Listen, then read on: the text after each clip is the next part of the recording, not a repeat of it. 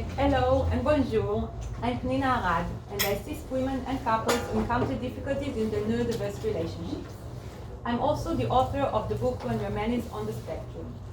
I have a private practice in Israel and I work online with people all over the world. I'd like to thank the organizers for providing me the opportunity to present my paper at this conference and to thank you all for coming here today. Let me start by telling you the story of Cassandra, which is taken from Greek mythology. Cassandra was a young and beautiful prophetess who received the gift of prophecy from the god Apollo. After she refused his courtship, she was cursed by him that no one would believe her prophecies, even though they were true. So Cassandra was left with the knowledge of future events, but without the ability to change them or to convince others of their validity.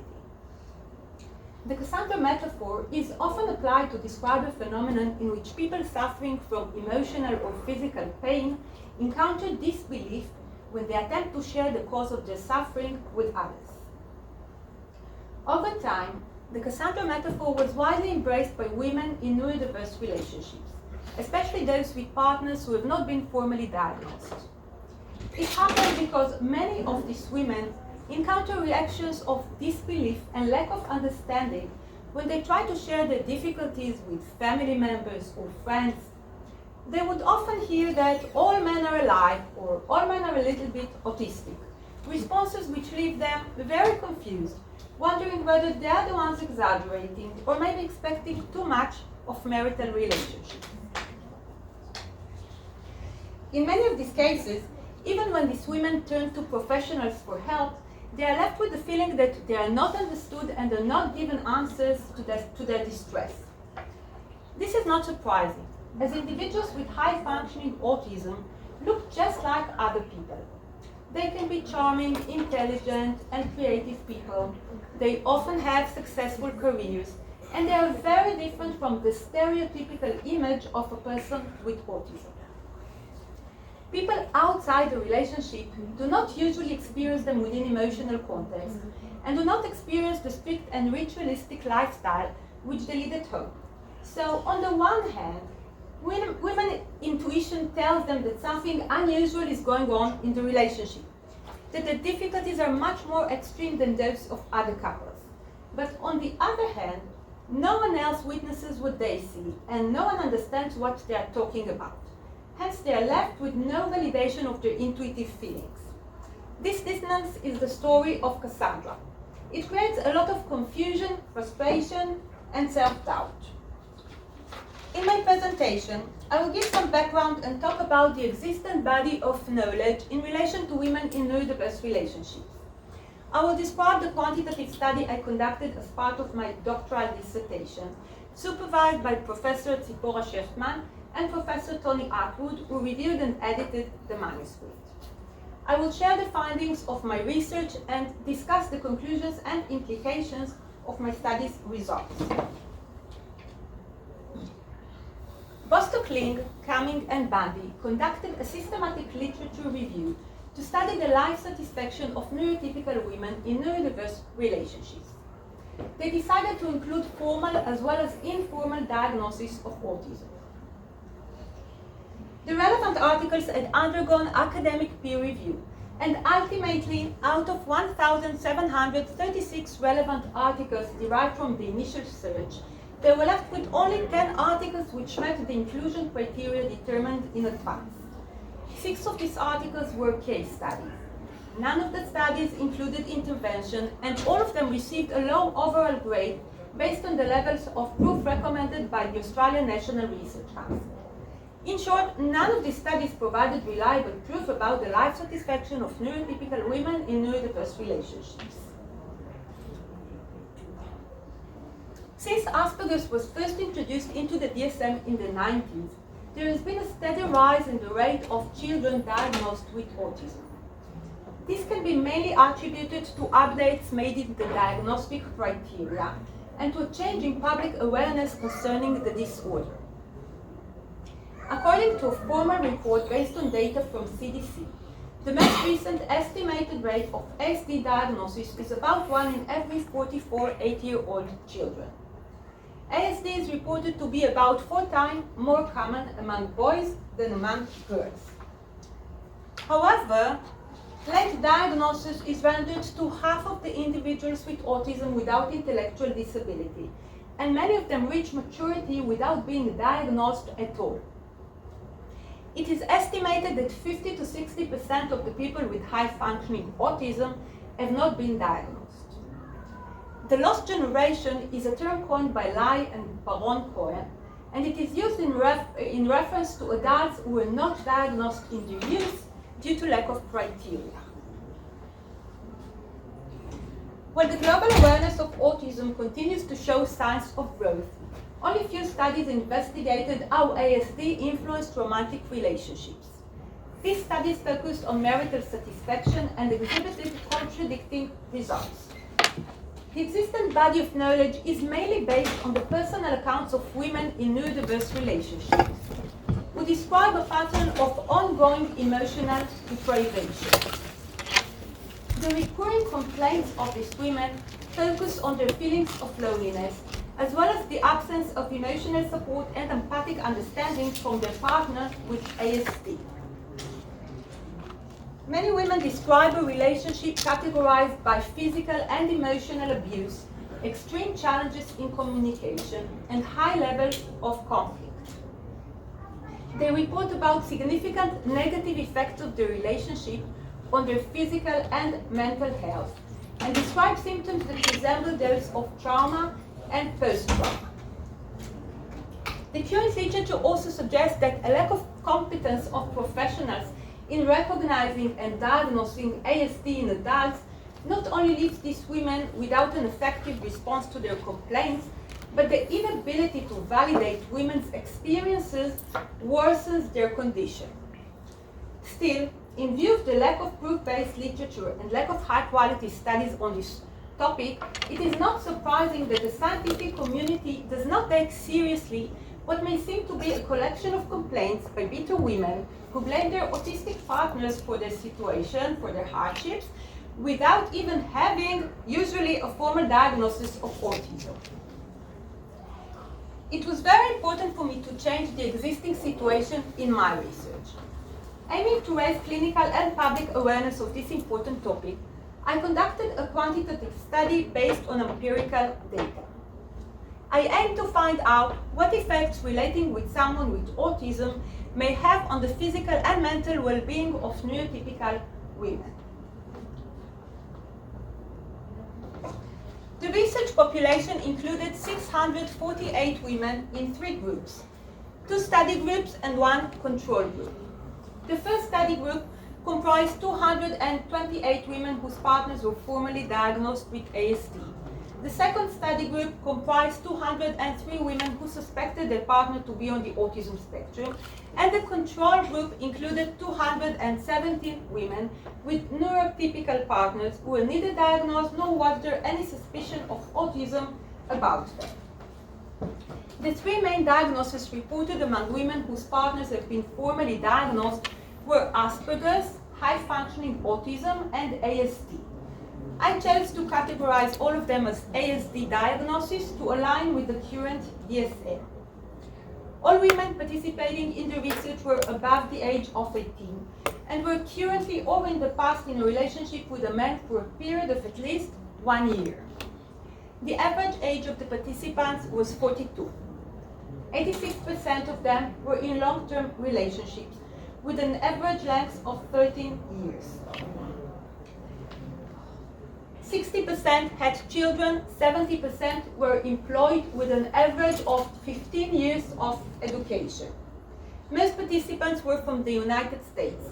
Others were from European and English-speaking countries. The study was correlational using convenience sampling. Participation in the study was anonymous and voluntary. An internet site was constructed which provided detailed information about the study in English, with links to a research consent form and question sampling. Data collection was performed through 6 online self-report questionnaires. All rating scales were found to be highly reliable and valid in previous studies and were used in the language of origin, which was English. Data analysis was conducted with SPSS version 24. The information provided by the literature indicates that the traits characterizing autism might lead to ongoing physical and emotional abuse within intimate relationships. Very often, this is unintentional abuse deriving from the expression of autistic traits without the partner's deliberate intention and without him understanding the severity of his behavior.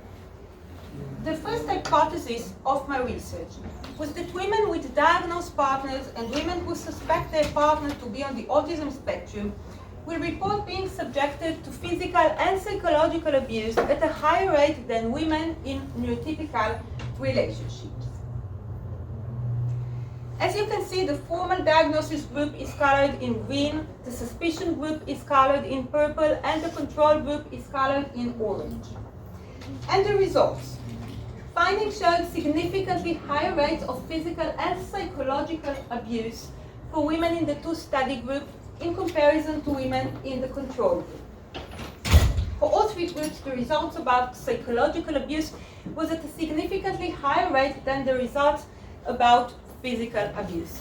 Nevertheless, findings revealed a significant gap that differentiated between the two study groups and the control group, showing a higher rate of psychological abuse than of physical abuse for women whose partners were formally diagnosed with ASD and women who suspected their partner to be on the autism spectrum in comparison to women in neurotypical relationships. Unfortunately, when physical abuse is getting wide-scale public exposure and serious consideration by the law, psychological abuse is not being treated with the same level of seriousness, although it is related to severe physical and mental consequences. While the biomedical model of health looks at illness as being caused by purely biological factors, many research studies have been conducted over the recent decades, indicating a clear connection between body and mind and showing how emotional situations affect the immune system. The second hypothesis of my research was that women with diagnosed partners and women who suspect their partners to be on the autism spectrum will report lower physical and mental health than women in neurotypical relationships. Significant differences were found among the groups for the three measures of health that were used in the study. Women in the two study groups reported similar and significant lower perceived physical health, more somatic symptoms, and higher somatic symptom severity than women in the control group. It is nowadays clear that genetic and biological factors cannot in themselves explain the development of depressive disorders, and that environmental factors like stress play a major role in the development of depression. Many research studies indicate that marital distress accelerates the appearance of depressive symptoms and affects women more severely than men. It was also found that low levels of intimacy with a romantic partner was the most significant variable in the development of depression in women.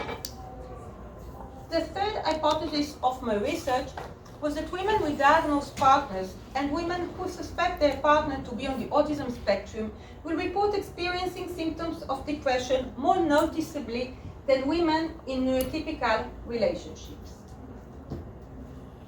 Significant differences were found among the groups for the two measures of depression used in the study.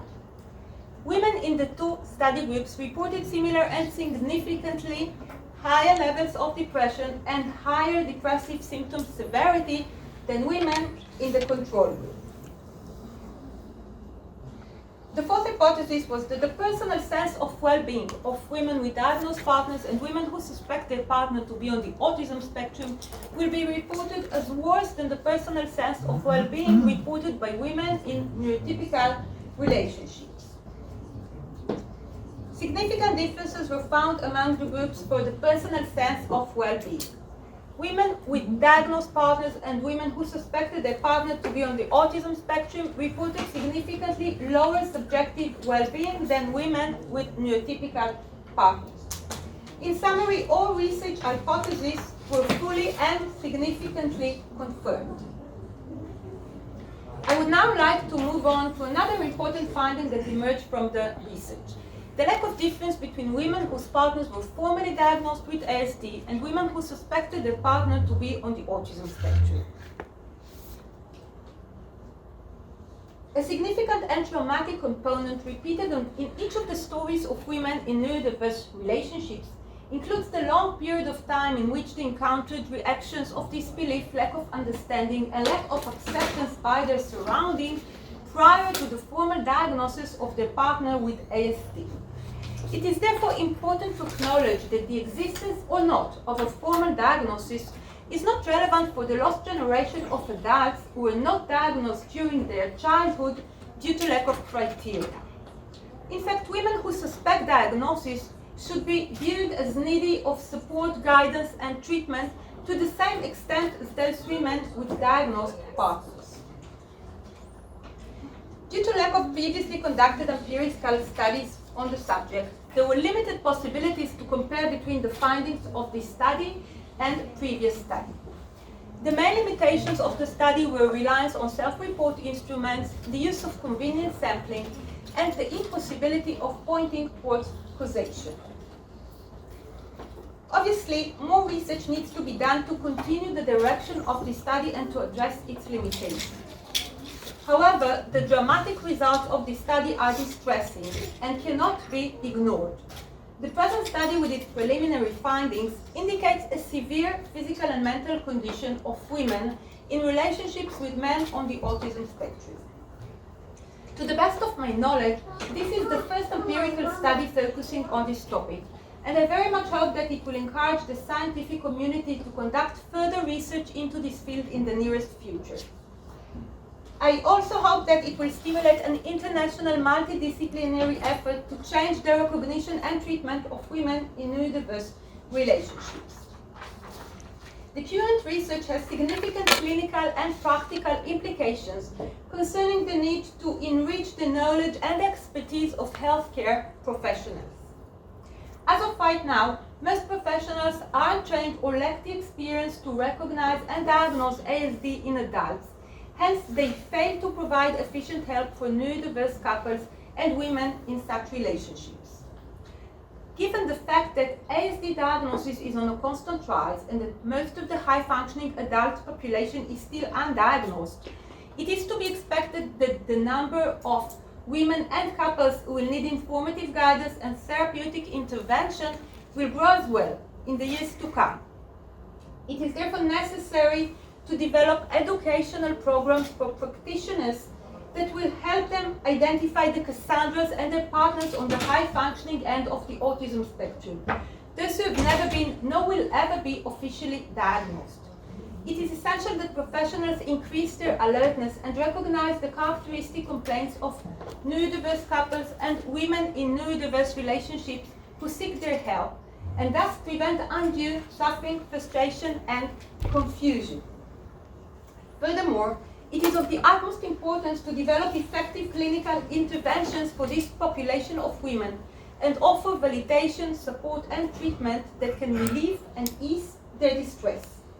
My research also points at an urgent need to develop preventative, instructional, and therapeutic measures to prepare young neurodiverse couples for family life and to help them preserve and maintain their relationship.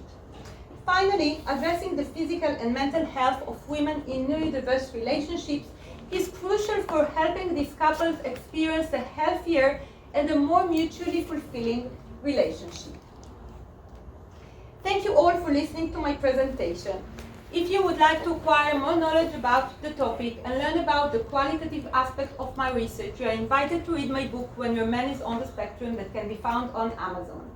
I'll be happy to answer now, if I have time, any questions you might have, and you're of course welcome to contact me later during the conference or at my email address. Thank you.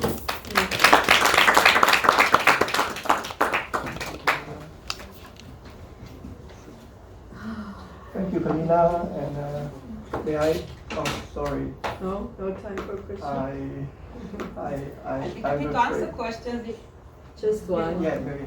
Thank you very much. It was very interesting, and your findings make sense. I was just wondering, you have these findings, and these couples have children. Yes. Obviously. and the detrimental impact might be higher on children. Right. And also a small comment, Cassandra may be a man as well. Yes, of course. My research focused on women, but it can also be a man. It might be even more detrimental because it will be a mother of children whose autism has not been recognized. And Yes, this can be also mothers, but the rate is 1 to 4, so it's more men than women. Course. And my research focused on women's population. And as children, you know, there is a dominant genetic component in autism. So many of these kids are diagnosed because today we are more aware of autism and of course of high functioning autism, which is to be Asperger's in the 90s. I meant the children of those couples. Yes. I mean, sometimes these children are today diagnosed, and only after these children's diagnosis, then the mother starts to read more about and she understands that her husband is there. So, but how do children perceive that their fathers are like not as empathic? I think this is a very good, important topic, and I plan to investigate it in a future research. That was my planning about how autism in one of the parents affects the children. It's a huge topic, I think, and it's really, really interesting to check. Thank you very much. Thank you.